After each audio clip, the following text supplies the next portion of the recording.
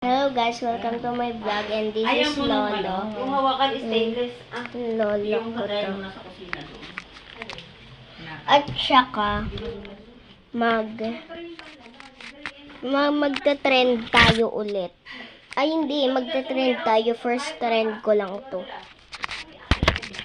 Di ba yun mag-uusap na lang tayo. Di ba nung first trend, yun yung first trend, nakita ko, I wish I can make myself disappear.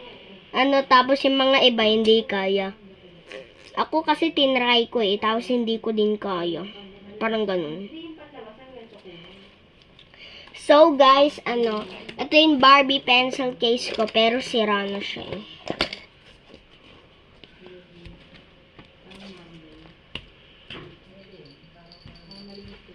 Tapos mag-order din kayo nito sa link in the bio ko.